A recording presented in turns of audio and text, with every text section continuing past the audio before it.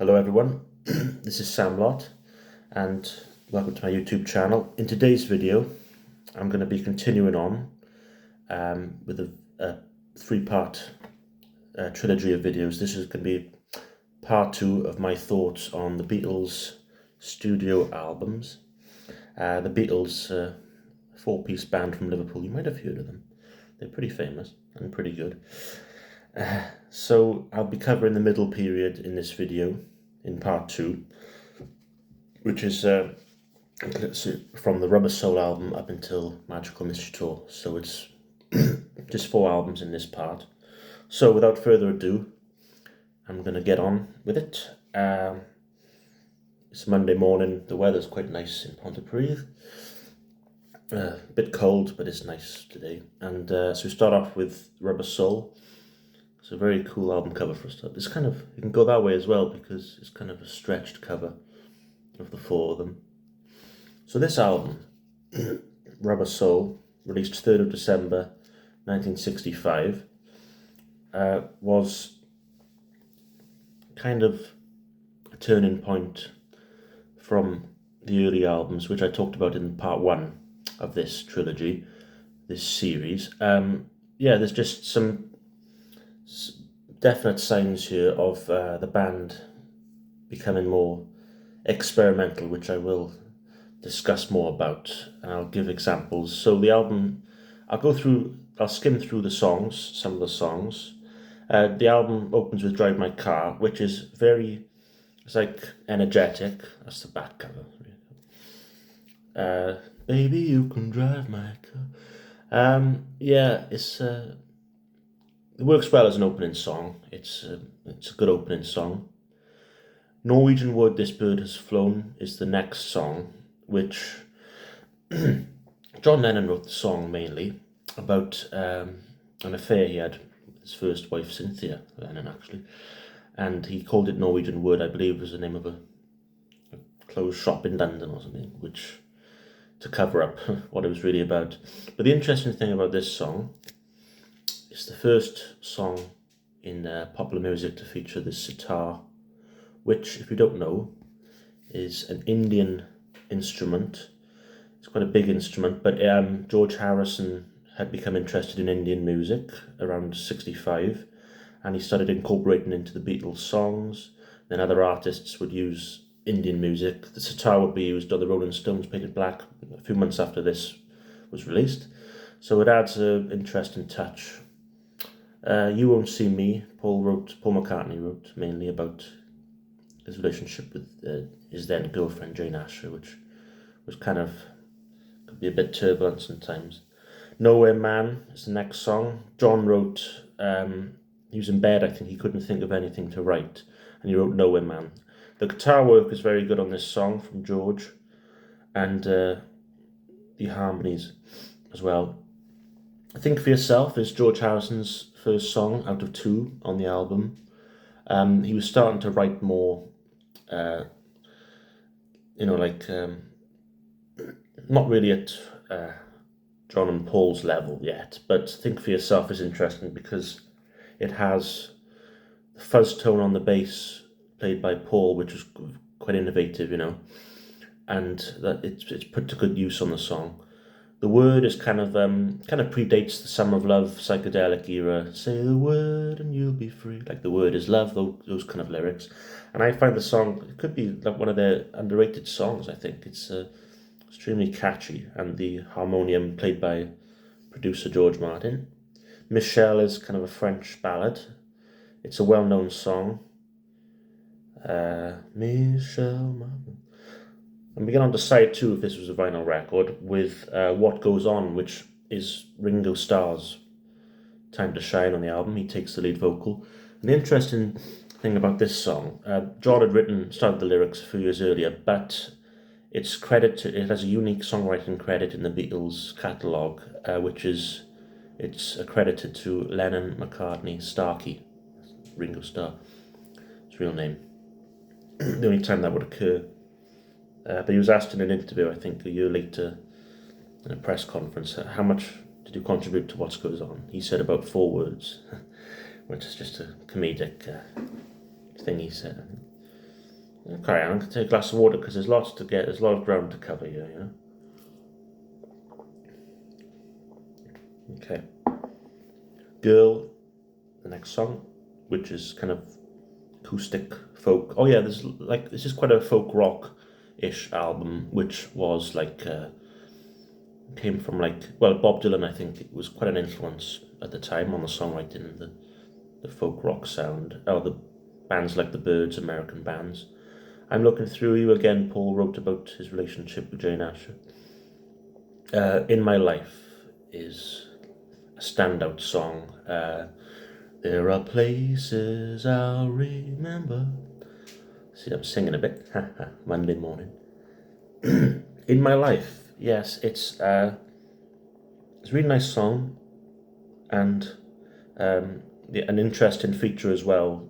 You know, they were starting to get more experimental on Rubber Soul, and the piano solo played by Sir George Martin, producer. It was played at real speed, and it was speeded up to sound like give a baroque pop feel to it. You know, If I Needed Someone, George Harrison's second song, which plays on the Rickenbacker guitar. Very nice harmonies on here, and it's inspired by the Byrds, BYRDS. They were an American folk rock group, and it's a catchy song. The album finishes with Run for Your Life. It's catchy, and the lyrics are quite questionable. And John Lennon later said in the Rolling Stone interview in 1970 he didn't like the song. John could be dismissive of quite a few Beatles songs, even the ones he wrote. Whether he always meant that, I'm not sure. We've just been a bit bitter in retrospect. So that's Rubber Soul, and I am going to carry on to the next album, which is Revolver, 5th of August 1966. Now, this is an incredible album. In August this year, this album is going to be 60 years old, and I've played it recently on YouTube from start to finish, and it still sounds fresh. It still sounds incredible today, even after 60 years. It's a timeless album, and this is proper getting into the experimental phase now, moving away from the love songs, but you know, like the early kind of pop songs, into more is like experimental territory, definitely, and there's definitely sure signs of that. The album kicks off with Taxman. Interestingly, George Harrison's song, the only time one of his songs would open a Beatles album, is about the money he was paying to the taxpayer. You know what that could be like, and he was a bit angry about it, so he wrote Taxman. And it's an incredible guitar solo played by Sir Paul McCartney, actually, and it's a fantastic guitar. So it's got a kind of Eastern sound. And Eleanor Rigby's next song, very famous song. It was a number one, and it's a very sophisticated song, kind of about a lonely lady, and Father Mackenzie is the other character in the song. And the interesting thing is, when I heard this when I went to Liverpool on the Beatles, the Magical Mystery bus trip, there's a grave nearby to where John and Paul met in 1957, which had Eleanor Rigby written on the grave. And Paul McCartney has said in interviews he had no idea there was a grave. It was just a mad coincidence. I believe that to be true. So that's the crazy thing about Eleanor Rigby. And there's the strings on it, really for the first time, kind of strings and like a string quartet or whatever had been utilized on in the Beatles record, really. I'm Only Sleeping. It's kind of a hazy kind of song from John. Well, he liked sleeping a lot, you know. He was a millionaire, and he had his house in Weybridge at the time, and there's a first guitar solo to be played backwards is on here. George Harrison played backwards, meow, meow, meow, which gives a drone sound, which is a very interesting feature of the song. Love You Too is next, George's song again. First time proper use of like Indian music. first proper Indian style song, full on Indian, and Here, There and Everywhere's next. Really nice love song. Paul McCartney wrote, sings it very nice, kind of inspired by Brian Wilson and the Beach Boys with the harmonies. Inspired by, I'd say God Only Knows. And also Pet Sounds, forgot to mention, Rubber Soul inspired Brian Wilson. He heard Rubber Soul for the first time, he was smoking a bit of something. And he went to the piano and started writing Pet Sounds, which is another album next month in May, turning 60. I'll do a video about that album. But Brian Wilson did have influence on particularly Paul McCartney and the Beatles from Revolver and Sgt. Pepper, which I'll mention. So the next album. Yellow Submarine, we all know Yellow Submarine, is kind of a novelty song. We all live in the Yellow Submarine. It's kind of strangely placed because there's a few serious kind of songs, and Yellow Submarine is more fun, and yeah, it's fun. There's not a lot to be said, but Ringo sings. I think John and Paul wrote it mainly. I'd give it to Ringo to sing for his lead vocal moment on the Revolver album. She Said, interesting story behind this song, the closing song on side 1.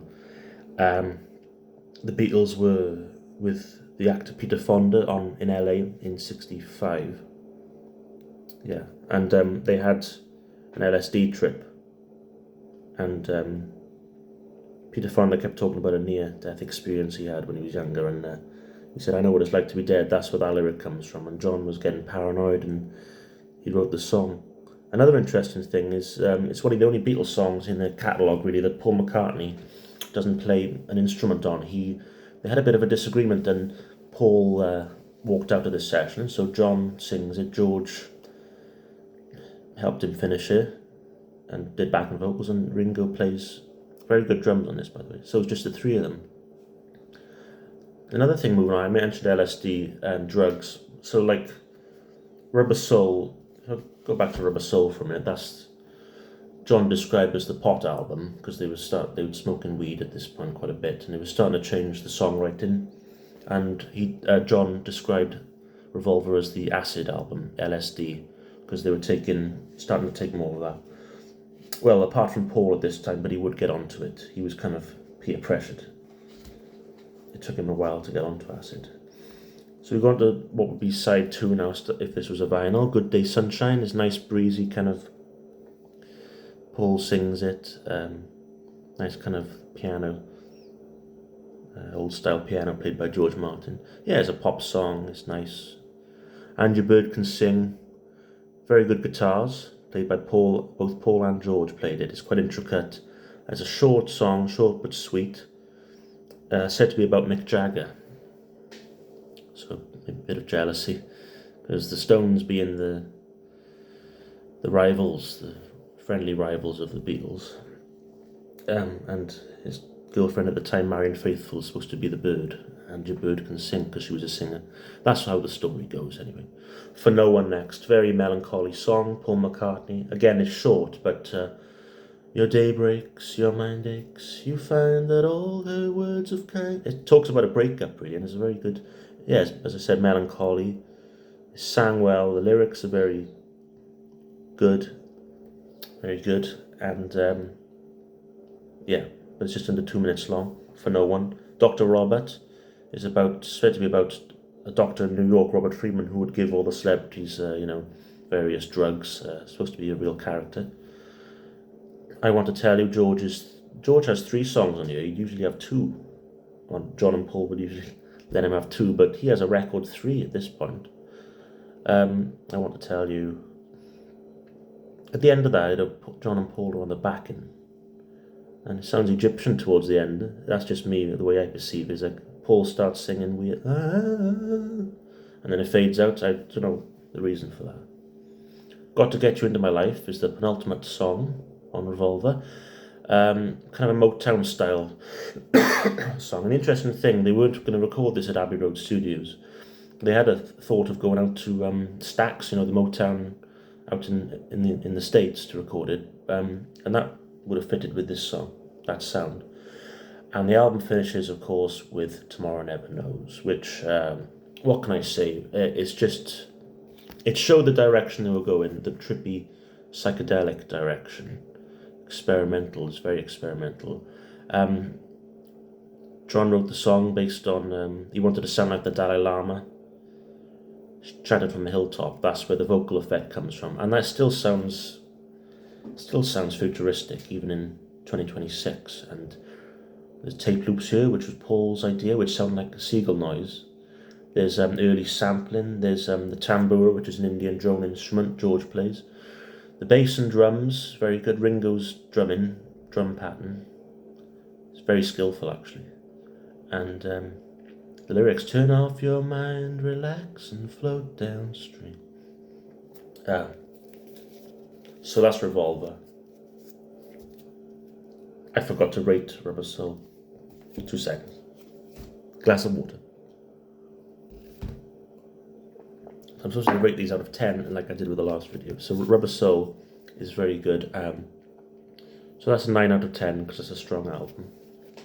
But I think I can give Revolver my first 10 out of 10. It's solid and it's enjoyable from start to finish. And also very cohesive, and the 4 of them working could be the most cohesive album. Now we move on to, I suppose you would say, the big one. The one, Sgt. Pepper's Lonely Hearts Club Band. Well, even the cover for a start, which has been parodied countless times. And we know the story. Well, some of you might not know, so I'll just say quickly in case, the band gave up touring in '66. They couldn't hear themselves, a lot of screaming fans, and the work was getting more experimental at Abbey Road Studios. They took some time off, and they got back. Firstly, they recorded the single Strawberry Fields and Penny Lane, which showed the direction of Pepper. They were going to be on Pepper, but they were left off. They were put on the Mystery Tour. I'll talk about that. That's the next album. So Sgt. Pepper's Lonely Hearts Club Band. It took 6 months to record, which at the time was unprecedented, really, for like a pop album. And it's the most influential album ever, maybe. I mean, pardon me. We start off with the title song, which has crowd noises and gives you, like, it's supposed to be the concept album of one of the first concept albums of like a live show with this fictitious band, Sgt. Pepper's Lonely Hearts Club Band. And you see they're dressed up on the cover. They have all their heroes in the background. Could talk forever about naming them all. There's Marlon Brando, Bob Dylan's there, Marilyn Monroe, etc. With a little help from my friends, we move into next, which Ringo sings lead. I think he does a very good job, actually. But John and Paul wrote it. With a little help from my friends is a nice song. Lucy in the Sky with Diamonds, very psychedelic, out there. Lucy in the sky with diamonds. Getting better. There's not a lot to be said about this album, which hasn't already been said. We all know there's stories behind all the songs, but I am skimming through. So we're on Getting Better, which I find is a very positive, upbeat song. It's getting better all the time. I like the rhythm, the guitar, the harmonies. Fixing a Hole, which is Paul McCartney.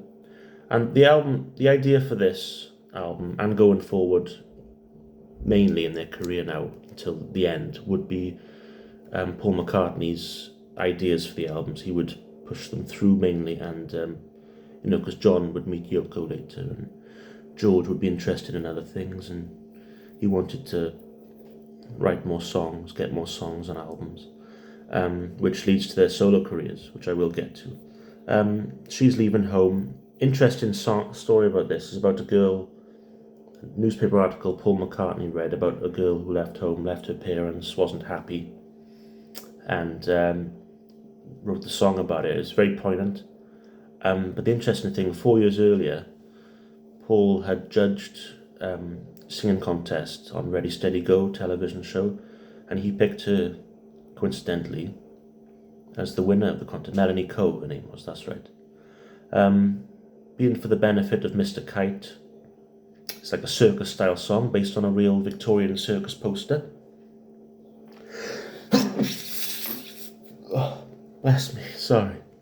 That's hay fever. Sorry, yeah.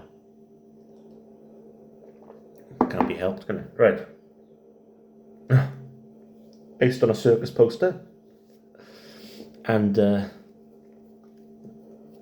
leave it in. Adds to the quirks of the video on my channel. And yes, Lennon wrote it, being for the benefit, and there's all the interest, psychedelic circus noises, which adds to the song. And Within You Without You is next, if we go to side 2. And this is a very full-on Indian song. This is George's only contribution to Sgt. Pepper. And I find the song very interesting. It's very intense, it is. And he has Indian session musicians from London playing on here. And there's the instrumental bit with the different, the tambura and the saro and the sitar, all the Indian instruments, which is very intriguing. When I'm 64, we're kind of a more upbeat. It's a contrasting song, so that adds to the variety. Paul wrote the melody. No, he wrote the music, actually, sorry, when he was about 14, but added lyrics at the time of Pepper. And it's a nice sentiment on the song. It's kind of one of his 1920s style songs he would put on later Beatles albums. He'd usually have one to put on. Lovely Rita, meet and maid. Good morning, good morning. It's quite a pessimistic lyric from John. But we have the animal noises at the end.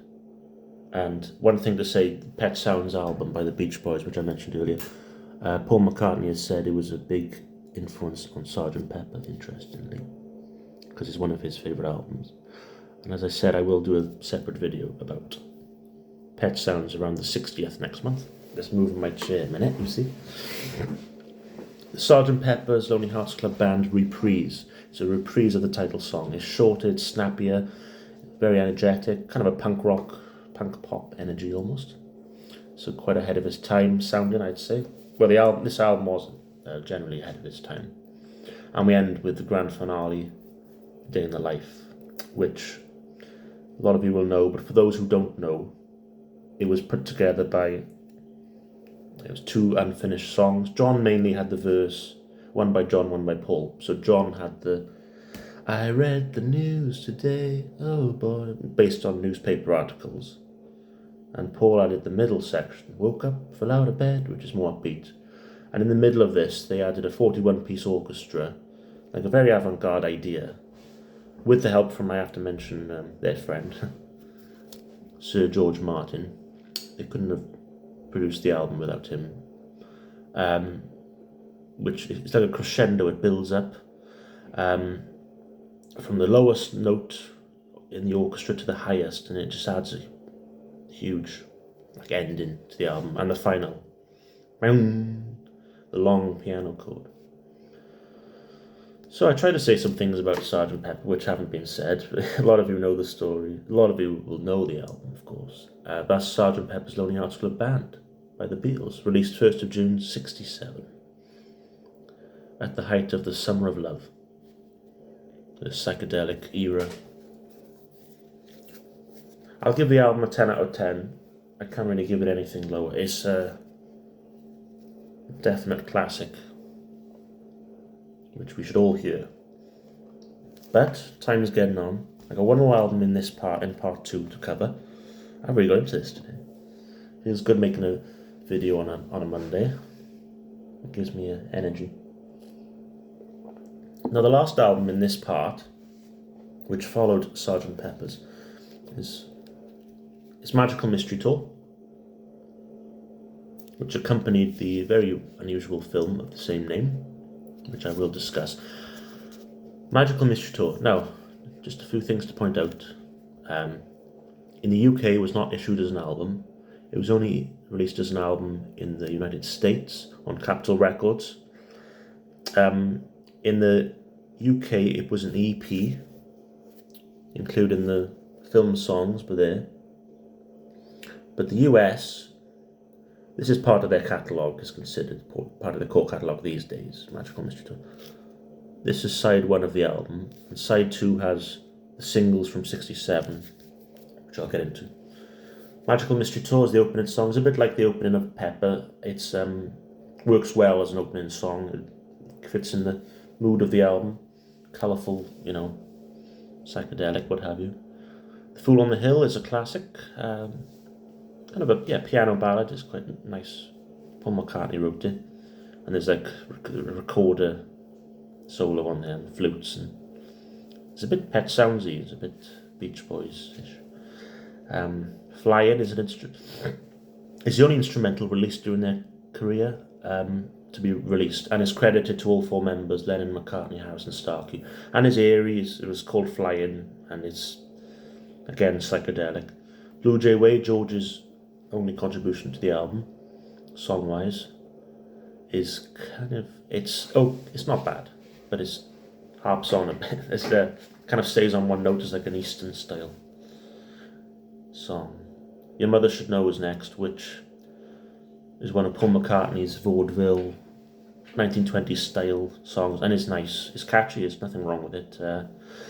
And side one finish with I Am the Walrus, the one and only I Am the Walrus. Incredibly quirky song. The lyrics make no sense at all, but that's the point of the song. John wrote it to confuse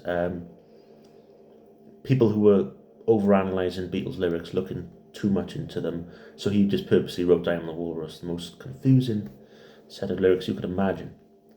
Imagine? No.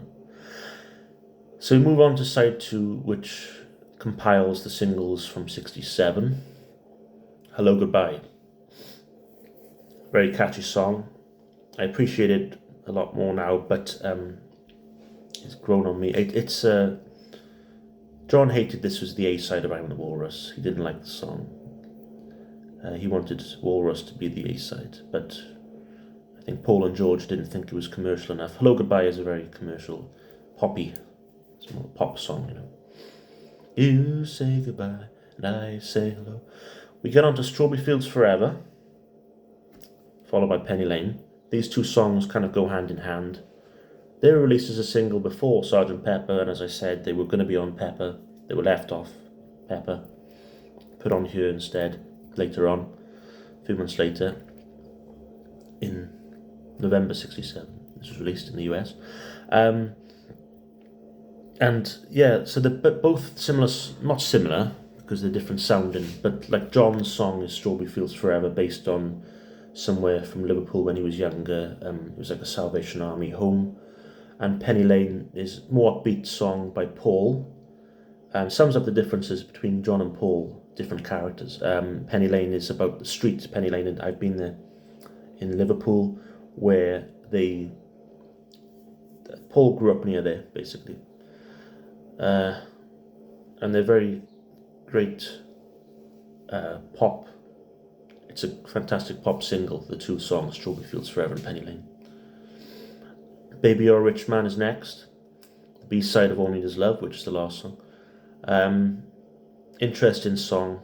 There's a clavier line as it's a strange, unusual instrument playing throughout.